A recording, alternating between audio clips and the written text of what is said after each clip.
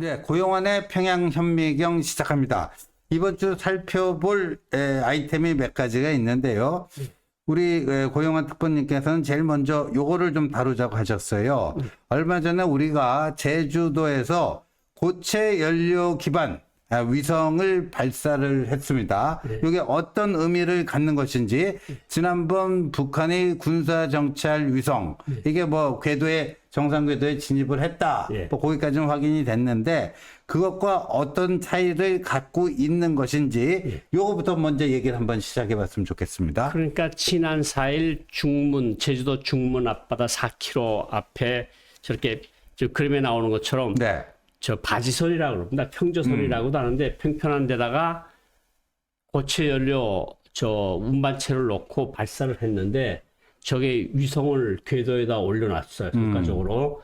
그런데 이제 저게 이제 뭐 국방연구원 ADD랑 해서 저것이 올라갔는데 이제 저게 이제 저궤도 위성이라 그래요. 그래서 우리가 반덴버그 기지에서 지난달 말에 한 거는 이제 뭐 적외선 레이더랑 뭐 고성능 레이더랑 해가지고 그 이제 서브메타급, 그러니까 그냥 공개된 것만 하면 한 30cm를 1픽셀로 보는. 그러니까 뭐 예를 들어서 탱크면 한 손톱만하게 보일 수 있는 정도의 우리 정찰 위성을 우리가 발사를 해서 성공했고, 이번에 저것을 한 것은 이제 좀 저궤도 위성을 저걸 이제 많이 올려가지고 고고도 위성하고 저궤도 위성에서 이 지구가 도니까 한 15분, 30분 간격으로 한 번씩 돌아가면서 보겠다는 거거든요. 그렇죠. 이제 북한은 쏘아 올렸다고 하는 게 북한이 발표한 것이 맞는다고 한다면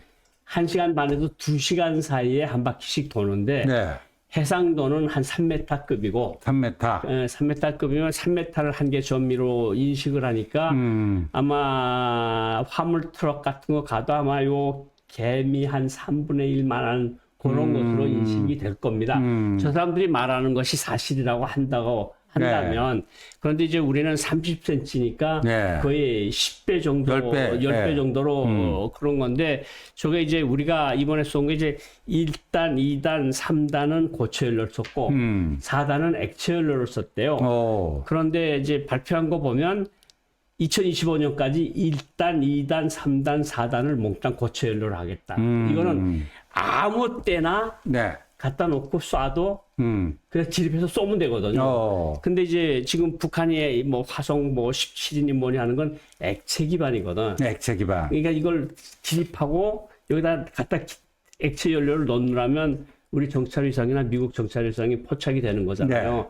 그래서 북한도 지금 고체 연료 그 운반체를 발사체 운반체를 지금 개발 중에 있고 실험을 계속 하고는 있는데 우리가 지금 여기서 앞선 거고 실제로 그 고체 열 기반한 그 연료 그 고체 연료를 기반으로 한 그 발사체가 추력이 원래 미는 힘이 북한이 발표한 거의 1.5배에서 2배라는 거거든요. 그러니까 더 많은 것을, 더 큰 것을 싣고 궤도에 올려놓고 할 수 있다는 건데, 물론 우리 당국자는, 군 당국자는 요거를 이제 완성을 했으니까 이제 민간 기업에 넘겨서 민간 기업에서도 이제 각종 다목적 위성들을 궤도에 올려놓는 사업들을 하겠다 그러면서 기자가 물어보니까 그게 결국은 고체 연료 대륙간 탄도 미사일을 만들려고 하는 것이 아니냐. 근데 그거는 이거는 평화적인 인공지구 위성을 만들기 위한 거다 하고 잘라서 말씀을 하긴 하셨는데, 그건 뭐 방송 듣는 분들이 다 알아서 이해를 하시면 될 것 같고, 어쨌든 우리가 북한이 쏜 것보다 훨씬 우수한 위성들을 연이어 발사를 성공하고 있다. 부산이 아니라 북한이 쏘아 올린 군사정찰 위성, 그거보다 성능이 한 100배는 위다. 뭐 그런 말이 있는데, 이거는 지금 설명해 주신 거는 이제 제주도에서 쏘아 올린 고체 연료 기반이고, 또 며칠 전에는 또 이제 미국에서 쏘아 올려가지고, 반덴버그 기지에서 쏘아 올린 그거는 북한이 쏘아 올린 것보다 훨씬 크고, 훨씬 정밀도가 강한. 근데 그거는 이제 우리가 말하는 게 이제 실질적으로 100%다 공개는 안 할 겁니다. 그렇죠. 그걸 이제 예. 우리가 30cm가 실제로 맞는지 20cm인지 10cm인지 그거는 이제 좀 더 두고 봐야 될 것 같은데. 근데 김정일이 타고 다니는 차량 네. 번호판까지 식별 가능하다 이런 얘기가 나왔어요? 그러면 그것은 우리가 공식적으로 발표한 30cm보다 더 정밀하다는 거죠. 예. 그리고 여기 이제 사진이 준비됐으면 좋겠는데 11월 30일 날이 북한 항공절이에요. 항공절. 네. 예. 항공절을 맞으면서 김정은이가 어딜 갔는가 하면 예. 공군사령부하고 갔고 예. 공군 제1사단 산하 어떤 공군 연대에 갔어요. 네. 근데 거기에 가면서 공군사령부 바닥에다 뭘 깔았는가 하면 네. 빔으로 해서 바닥에다 쏴가지고 좀 사진 하나 저게 이제 사진을 깔아놓은 게 아니고 뭔가 위에서 투사를 해서 투사를 해갖고 비춘 거죠. 저렇게 한 건데 저 바닥에 보면 저게 이제 대체적으로 전문가들의 견해에 의하면 한반도나 일본 뭐 이런 지도를 밑에다 깐 것 같고. 그러면 그 자기들 그 만리경인 그 찍어 보낸 군사정찰 거를 위성이 저거를 촬영해갖고 저런 식으로 김정은에게 보고를 했다 그거예요? 김정은에서 보고를 했고 김정은이가 저 공군사령부 가서 저렇게 하면서 앞으로도 우리 C4I라 그러잖아요. 네. 이 전술 전략 통제 시스템인지 뭔지 군에서 쓰는 용어가 있어요. C4라고. 그거를 자기네도 지금 공군부대에서부터 하겠다는 거거든요. 근데 사실 저 정도가 사실은 저걸 해상도를 일부러 우리가 분석을 못하게 해상도를 흐리게 해서 나온 것 같은데 저 정도면 사실 구글에서 나오는 것보다도 해상도가 낮아요. 낮네. 구글 어스보다도 구글 어스보다도 못한 거예요. 네. 근데 뭐 이 사람들이 뭐 몇 월 며칠 몇 초 몇 분에 뭐 하와이를 찍었다, 괌을 찍었다고 연이어 계속 지금 김정은이 계속 하고 있거든요. 저기 그걸 보면 올라가서 뭘 찍어 보내는 건 사실인 것 같아요. 그런데 어쨌든 지금 나오는 거 보면 구글 어스보다는 수준이 낮다. 그리고 우리가 보내는 건 저보다 훨씬 우월하다. 그거를 우리가 알 수 있을 것 같고. 근데 그 김정은이 저런 사진을 자기들이 촬영했다고 하는 저거를 보고 있는 네. 그 모습을 공개한 거는 뭔가 과시하기 위한 거 아니에요. 과시하기 위한 건데 네. 이제 우리 그 한미 이쪽에서 보면 좀 수준 낮은 거 같고 그 똥폼 잡고 있는 거네요. 그렇죠. 폼 잡고 있는 거고. 네. 당신들이 자꾸 가짜라 그러니까 우리가 이렇게 찍은 거를 우리가 공개할게. 그러면서 이제 픽셀을 이렇게 좀 해상도를 낮춰서 일부러 그렇게 했는데 사실은 해상도가 째째하다가 하더라도 저거는 현재로서는 구글 어스보다 못하다. 민간 위성보다 훨씬 못하다. 그런데 우리는 뭐 2025년, 2030년까지 어쨌든 우리는 수십 개를 올려놔가지고 결국은 북한을 샅샅이 보겠다는 거거든요. 그렇죠. 그러니까 뭐 사실은 저는 이걸 보면서 무슨 생각을 하는가 하면 미소 냉전 시대 때 네.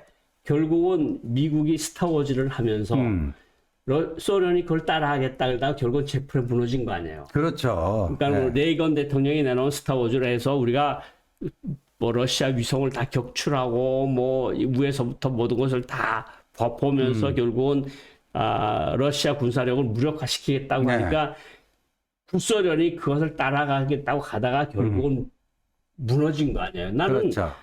무슨 생각이 드는가 하면 지금 북한이 우리 보고 지금 전력 뭐라 그러죠? 경쟁. 네. 전비 경쟁을 하자고 덤벼드는 것 같은데 네. 뭐 너네가 하니까 우리도 할 거야. 그렇죠. 그래, 좋아. 그러면 네. 우리가 하나 올리면 우리도 2개 올릴 거야. 이러면서 네. 지금 하는데 네. 북한이 경제 규모라는 게 솔직히 우리에 비하면 1000분의 1도 안 돼요. 그러니까요. 네. 그런데 우리하고 군비 경쟁을 하자고 덤벼들면 결국은 북소련 쫙이 날 수밖에 없거든요. 그러니까 그걸 모를까요, 김정은은? 김정은이가 알겠는데 그래도 저 젊은 지도자라는 사람이 그래도 나는 그래도 달려갈 거야. 그렇게 할 거야. 뭐 내가 하겠다는데 누가 뭐라 그래.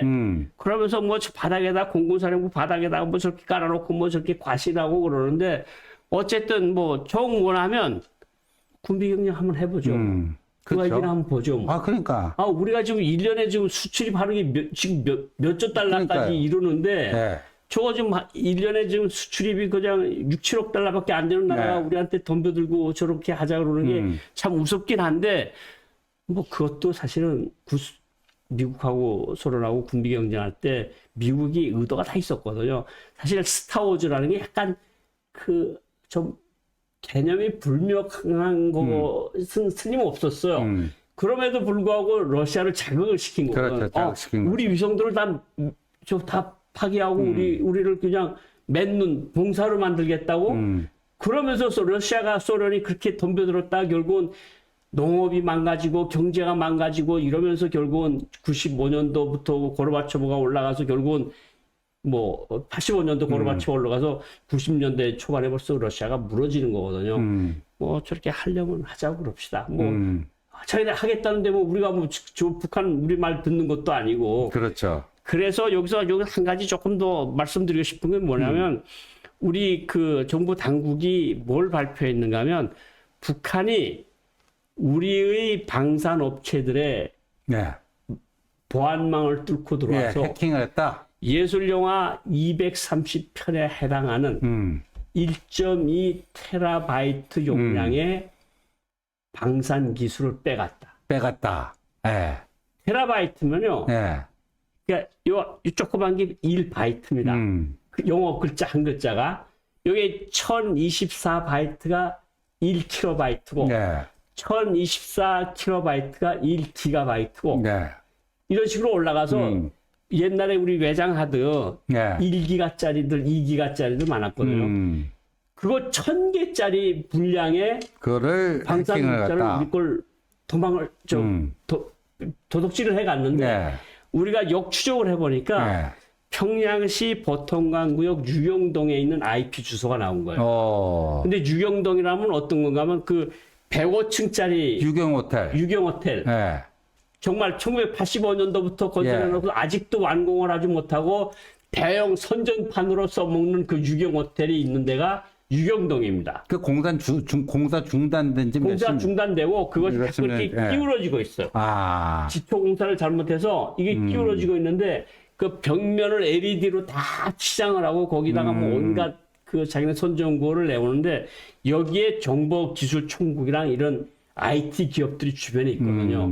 거기서 이제 노골적으로 중국 나와서 하는 것도 아니고 동남아 나와서 하는 것도 아니고 유경동에 앉아서 노골적으로 우리 방산 기업들을 그 최다 첨단 기술을 훔쳐가고 있는데 문제는 뭐냐면 우리 기업들이 일부 방산 기업들은 자기네 기술이 털린지도 몰라요. 이게 얼마나 아니합니까? 그러니까요. 그러니까 북한이 악랄하면 우리가 더 말해서 뭐라겠지만 하루에 거의 북한 쪽에서 우리 쪽으로 들어오는 해킹 시도가 90만에서 100만 건이 된다는 거예요. 그러니까 계속 두들겨서 약한 데를 뚫고 들어와서 홀가닥 훔쳐가는데 우리는 훔쳐간지도 몰라요. 그러니까 우리가 지금 국민의힘 위원 한 분께서 이제 사이버법을 만들자고 보호를 해야 되니까 그런데 이제 민주당에서 좀 통과를 안 해줘서 이것이 지금 계류돼 있는데 이런 것들도 좀 해서 이게 좀 막아야지. 그렇지 않으면 저 인공위성 저렇게 하듯이 저것이 계속 기술이 북한도 발전할 수 있다는 거예요. 그렇죠. 그러니까 저걸 보면서 우리가 좀 우리 방산 기업들뿐만 아니라 하이테크 기업들도 보안에 좀 더 신경을 써야 되겠다. 이런 말씀을 드리고 싶고 제가 기본적으로 오늘 말하고 싶은 거는 전국 어머니 대회에서 펑펑 운 김정은이 눈물이 의미는 과연 무엇일까? 일단 그 사진부터 한번 볼까요? 김정은이 저렇게 펑펑 울었어요. 12월 3일 날부터 6일까지 평양에서 제5차 전국 어머니 대회가 열렸는데 어머니 대회 개막식 연설에서 김정은이가 펑펑 웁니다. 왜 펑펑 우는가 하면 어머니 이야기들을 하면서 우리 어머니들이 정말 그 가냘픈 어깨에 모든 국가의 짐을 지고 이러면서 어머니들을 생각하면 내가 눈물이 난다 그러면서 울어요. 근데 김정은 시대 들어와서 특징이 눈물 정치입니다. 눈물 정치는 제가 무엇을 의미한다고 처음엔 분석을 했는가 하면 열병식 때 코로나 끝났을 때 우리처럼 좋은 인민이 없다. 이렇게 힘들어도 힘든 소리 한 번도 안 한다. 이러면서 울었는데 그때는 저거는 악어의 눈물이다. 악어의 눈물인데 어쨌든 저것이 의미하는 것은 뭐냐. 저런 눈물이 당신들 힘든 거 나도 안다. 나도 안다. 그건 나도 힘들다. 이 눈물로써 내가 이 호소를 한다. 이 난국을 우리가 헤쳐나가자. 이런 식으로 했는데 이번에는 거의 아버지 사망했을 때보다 더 울어요. 그러니까요. 저도 그 동영상을 봤는데 심하게 울더라고요. 심하게 울어요. 그리고 어머니들 앞에, 경고 어머니 앞에 허리 굽혀서 인사도 네. 하고. 그래서 제가, 이거는 악어의 눈물하고 약간 좀 다른 거다. 그렇게 판단을 하는데 그 근거가 뭐냐면, 이제 그 김정은이가 정권을 2012년 1월 1일부터 잡아서 네. 대권을 잡았어요. 네. 그래서 처음으로 하려고 한 것이 자기 어머니에 대한 우상합니다. 아, 그래서 선군 조선이 어머니라고 하는 다큐멘터리 영화를 당정군 간부들한테 돌리기 시작해요. 이게 고용이가 예. 김정일을 보자 하면서 전선길에 나서고 뭐 김정일의 그 꾀진 파카를 바늘로 뭐 외우고 뭐 이러면서 그런 거를 했는데 어떤 반향이 나타나는가 하면 좋아. 김정은의 아버지는 누군지 알겠는데 네. 엄마가 도대체 누구야? 아, 왜 엄마 이름도 안 나오고 네. 엄마 태어난 것도 왜 안 나오는 거야? 그렇죠. 바로 그거죠. 그러니까 말이 돌기 시작을 하다가 예. 이제 여기서 방송도 들어가고 북중 국경을 통해서 뭔가 네. 사람들이 들어가면서 고영이가 예. 오사카 출신이래. 예. 일본에서 태어나서 들어온 북송교포 출신이래. 네. 그런데 이거 이런 말해서 죄송하긴 한데 내가 북한 식사이니까 그대로 말씀을 네. 드리는데 북한에서 제일교포들은 이른바 째포나 째짜로 이렇게 네. 비하해서 말합니다. 제포라고 한다면서요. 제일동포의 제자를 거의 제를 째로 네. 포를 뽀 네. 째뽀라고 째뽀라고 발음하는데 네. 제일동포를 제포라고 하는 거군요. 째뽀라고 하는데 이것이 비하해서 하는 말이에요. 그렇죠. 너는 말하자면 이등 국민이다. 그렇죠. 우리가 사회주의를 건설할 때 너는 일본에서 띵가띵가 놀고 모은 거 아니냐. 네. 그래서 이 사람들이 군대도 못 나가고 당과 보위기관 같은데 정부기관 같은데 들어오지도 못해요. 못하고. 예. 그런데 엄마가 제일 교포야. 예. 그러니까 어떤 말이 도는가 하면 저게 후지산 줄기네. 그렇죠. 백두산 줄기가 아니고 후지산 줄기였다. 알고 봤더니. 근데 백두산 줄기하고 후지산 줄기는 딱 대칭이 돼요. 예. 자기는 백두산에서 일제와 싸웠다 그러는데 네. 엄마는 또 일본에서 왔어요. 예. 그러니까 이게 말이 돌기 시작을 하니까 예. 급히 강연들을 중지하고 모든 동영상 돌던 것을 다 회수해요. 그래서 10년 동안 아무 소리도 못하게 해요. 그래서 김정은의 어머니에 대한 이야기를 하면 잡아갑니다. 고용이 얘기하면 잡아갑니까? 그런데 저기 나와서 지금 어머니 대회도 2012년도에 하고 11년 만에 어머니 대회를 열었는데 예. 어머니 대회를 그동안 왜 안 열었을까? 자기 어머니 생각을 어머니 대회니까 자기 어머니 생각을 안 하겠어요? 그렇죠. 하게 그리고 되죠. 어머니라는 건 얼마나 불쌍하게 죽었는가 하면 어머니가 1990년대 말에 유선암에 걸려서 아파서 프랑스에 가서 치료를 받던 도중에 그 자리에 김옥이라고 하는 네 번째 여자가 그렇죠. 그 자리를 차지합니다. 고영이가 그러니까 김정일의 세 번째 부인이었죠. 예. 그리고 김옥은 네 번째 부인인데 예. 김정일이가 마지막에 어떤 정도로 했는가 하면 고영이를 자기 옆자리에 태우고 러시아 방문을 합니다. 그 국모 대접을 해요. 이걸 김정은이 다 봅니다. 그러니까 아버지에 대한 미움 그런 것들이 많지 않을까요? 예. 그리고 어머니는 프랑스에서 치료를 받다가 결국 프랑스에서 사망합니다. 그렇죠. 그래서 평양으로 들어오는 걸 관으로 들어오거든요. 그래서 관으로 들어왔는데 이제 그것도 김옥이 살아있을 때니까 어디 조용한 데다 팻말도 없이 대성산에다 갖다 묻어요. 그걸 다 알아요. 김정철이도 알죠. 김여정이도 김정은도. 그런데 어머니를 뭔가 우상하려고 하다가 걸렸잖아요. 그래서 후지산 줄기가 네. 됐잖아요. 그러니까 이 김정은의 마음에서 어머니에 대한 그리움, 어떤 것들이 저 눈물에 끼어 있다고 보는가 하면 첫째, 일반 주민들한테 아무것도 잘 모르는 일반 주민들한테는 내가 이 나라 어머니들을 그렇게 존경하고 그렇게 믿는다. 그리고 어머니들이 그 가냘픈 어깨에 나라의 운명을 믿어주고 자식들을 키우고 이러면서 하는 것에 대해서 내가 감사를 드린다. 일반 백성들은 울죠. 예. 근데 저런 뜻만 있을까요? 저는 그것보다도 당정국 간부들한테 이야기하는 것이 있다고 봐요. 10년 동안 너네 도대체 뭐 했냐? 우리 엄마를 우상화를 못하고 나는 어머니 없는 아들처럼 되어 있는데 너네는 뭘 한 거냐? 뭔가 왜 신통한 방안을 내지 못한 거냐? 이거에 대한 눈물이라고 보거든요. 아, 그렇군요. 그리고 그 김정은의 생모인 고영이가 사실 그 조총련 그 무슨 예술단 출신 아닙니까? 네네. 예, 그 무용수였죠. 네. 무용수고. 근데 이제 김정일이 예술을 좋아하고 네. 그 딴따라 쪽에 그게 있으니까 저기 춤추는 고영이 보고 네. 거기서 이제 흑심이 생겨갖고 또 이렇게 자기 걸로 만든 거 아닙니까? 그러니까 첫 번째 부인이 쿠알라룸푸르에서 사망한 김정남의 엄마 성혜림이 있었고, 그거는 이제 자기 친구의 형수였죠. 그렇죠. 예, 친구의 형수를 또 뺏었어요. 뺏은 거고, 두 번째는 이제 아버지한테 들켜서 너 왜 유부녀하고 그러냐? 제대로 된 처자하고 결혼해라. 네, 그래서 김영숙이라는 여자하고 결혼했는데 맞아요. 거기서 딸만 둘이 태어납니다. 딸만 둘이. 그러니까 이제 김정일이가 좀 돌아다니다가 어떻게 돼서 만수의 예술단에 가서 공연장에 갔는데 무용을 하는 눈이 내린다라는 춤을 추는 배우가 너무 멋있어요. 저 여자 누구냐 데려오라. 막간 시간에 데려와요. 네, 이름이 뭐냐? 네. 어디서 왔느냐? 네. 물어보고 공연이 끝났는데 네. 같이 차를 타고 간 다음에 사라집니다. 어. 그래서 태어난 게 김정철, 김정은, 김여정이거든요. 아.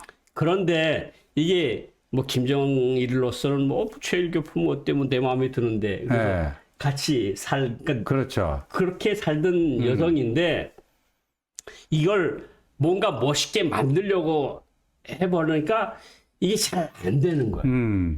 그러니까 어쨌든 출생지는 사람들이 그걸 감출 수는 없잖아요. 원산? 뭐 아니면 네. 하다못해 한라산. 네. 그러면 백두산하고 한라산하고 연결이 되잖아요. 네. 그런데 이게 오사카니까. 오사카로 갔으니까 네. 이건 또 후지산이야. 네. 이게 잘 맞질 않아. 아, 안 맞죠. 네. 그래서 그 김여정을 보면요. 김여정의 고영이 얼굴이 있어요. 그렇죠. 네, 고영이 김여정. 얼굴이 있습니다. 네, 네. 그러니까 저는 김정은이가 저렇게 눈물을 펑펑 흘린 거가 간부들한테 내가 우리 어머니를 이만큼 그리워하는데 너네가 뭔가 신통한 수를 내놓아서 뭔가 우리 어머니를 번듯하게 내세워서 뭔가 우리 집은 이런 집안의 아들이다 하는 것을 네. 보여줘야 되는데 너넨 도대체 당정군 엘리트들이라는 게 밥 타 먹고 돈 타 먹으면서 뭐 한 거냐 이제까지. 그렇죠. 이런 것을 보여주라는 의미가 있는 것 같고 인민들한테는 정말 내가 어머니들을 존경한다. 내 어머니를 생각하면 눈물이 난다.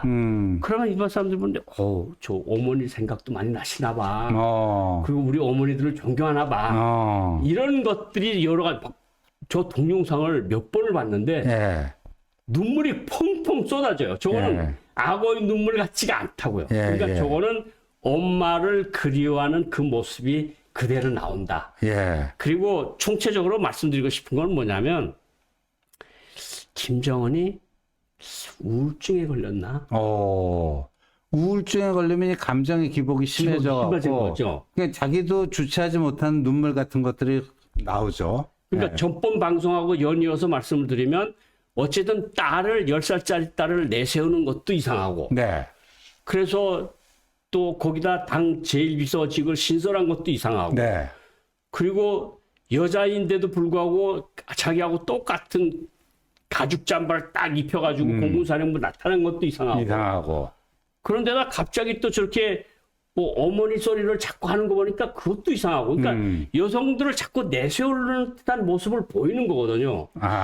그러면 이게 조금 정서적으로 안정돼 있지 못하다, 굳건하지 못하다. 그렇죠. 그러니까 이제 우울증 뭐 이런 것도 있고 이제 본인의 감정의 기복이 심해지는.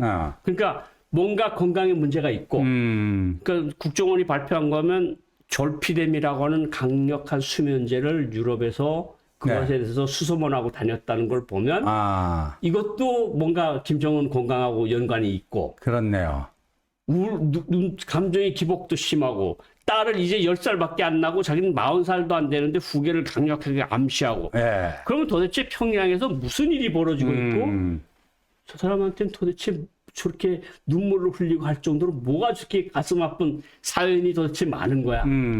그러면 우리로서는 정말 지켜봐야 될 네. 그런 것들이 많은 거죠. 그렇죠. 그러니까 처음에 나타났을 때 김주현 나타났을 때 저는 저 후계자가 될 가능성은 10%도 안 돼. 네. 그렇게 말씀을 드렸는데 뭐 공군사령부 가서 아버지하고 똑같은 가죽 잠바를 입고 아버지보다 한 걸음 앞서 나와 있는 사진을 노동신문에 공개한 것을 보면 분명히 뭐가 있다. 그러니까 저는 지금 그냥 적어도 50대 50이다. 저기 김정은의 저 펑펑 눈물 중에 김정은이 딸 주애를 차기 후계자로 내세우는 데 대해서 이렇게 또 이렇게 감성 눈물 정치를 함으로써 여성들의 어떤 그 동의와 지지를 얻기 위한 뭐 그런 건 없을까요? 그런 것도 있어 보입니다. 자꾸 여성들을 자기 딸과 여성들을 화면에 자꾸 노출시킴으로써 네. 아버지 김정일이가 뭐 여성들은 정치 지도자가 되면 못 쓴다. 하지 말라.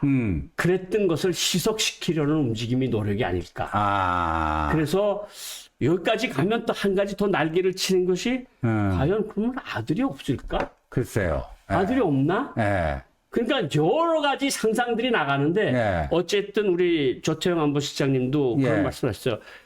처음에는 후계 가능성을 김주애로의 후계 가능성을 우리가 배제를 했었지만 이제 후계 가능성을 놓고 따져보고 있다. 그런 워딩을 쓰셨어요. 그래요. 예. 그러니까 북한이 저렇게 자꾸 저런 사진들을 노출시키는 거 보면 의도가 있다. 그 의도 뒤에 숨은 것이 뭐냐? 김정은이 건강이냐? 예. 우울증이냐? 자꾸 감정이 기복이냐? 예. 아니면 아들이 없는 거냐? 예. 이런 것들이 자꾸 나올 수밖에 없는 거거든요. 근데 우리가 그 집중해서 1, 2년만 보면 뭐가 대답이 나오지 않을까요? 그렇네요. 예. 예. 저게 이게 계획된 연출인지 펑펑 눈물이 계획된 연출인지 아니면 뭐 이렇게 우발적으로 컨트롤이 안 돼가지고 이렇게 나온 것인지 뭔지 아직까지는 뭐 정확한 판단을 내리기 힘들겠지만 오늘 여러 가지 가능성에 대해서 우리 원장님이 아주 쌈박하게 정리를 해 주셨습니다. 그럼 다다음 주에 뵙도록 하겠습니다. 감사합니다. 감사합니다.